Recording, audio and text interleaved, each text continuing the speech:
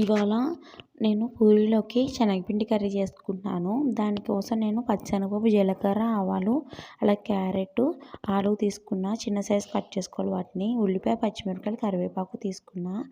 అలాగే 2 టేబుల్ స్పూన్ల శనగపిండి తీసుకుని నీళ్ళు వేసుకుని నానబెట్టుకున్నాను. దీంట్లో చిటికెడు పసుపు కూడా వేసేసుకోవాలి.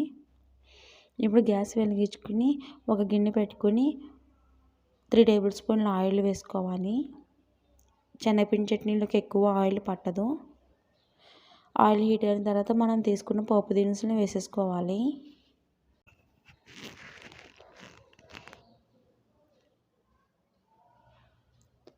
పోపు దినుసులు వేగిన తర్వాత మనం దీంట్లో కట్ చేసుకున్న ఉల్లిపాయ, పచ్చిమిరపకాయ, అలాగే కరివేపాకును కూడా వేసేసుకోవాలి.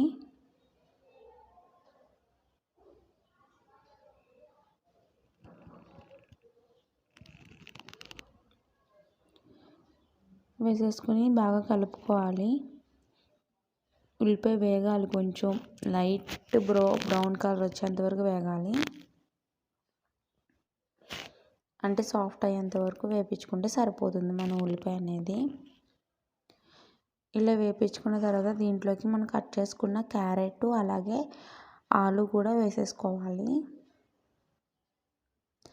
వీటిని ఒకసారి వేడి నీటిలో కొద్దిగా ఒక 2 మినిట్స్ ఉంచి కట్ చేసుకుంటే తొందరగా కుక్ అవుతుంది అన్నమాట ఆ చట్నీలో.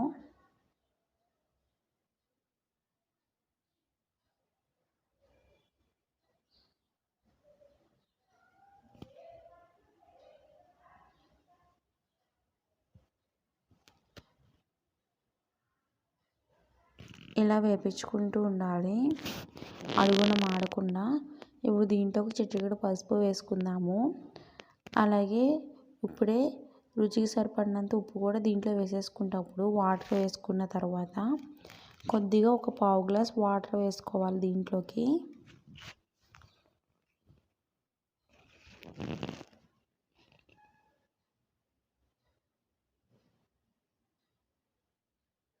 ఇదిగోండి, ఇప్పుడు రుచికి సరిపడినంత ఉప్పు కూడా వేసేసుకుంటున్నాను.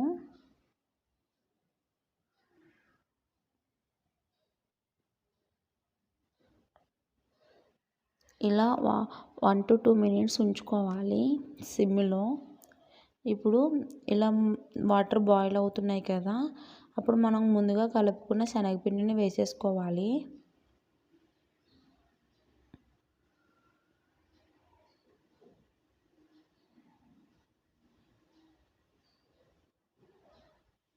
దీనికి సరిపడిన వాటర్ కూడా వేసుకుని కలుపుకుంటూ ఉండాలి. ఈ కర్రీ వచ్చేసి పూరీలోకి, ఇడ్లీలోకి కూడా చాలా బాగుంటుంది. ఇలా దగ్గర అవనిచ్చిన తర్వాత మనం చాప్ చేసుకున్న కొత్తిమీరని కూడా వేసుకుని కలిపేసుకోవాలి.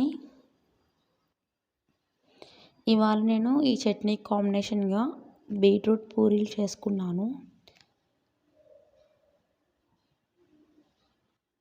ఇంకొంచెం దగ్గర పడిస్తే అంతే, ఎంతో టేస్టీ అయినా శనగపిండి చట్నీ రెడీ అయిపోతుంది.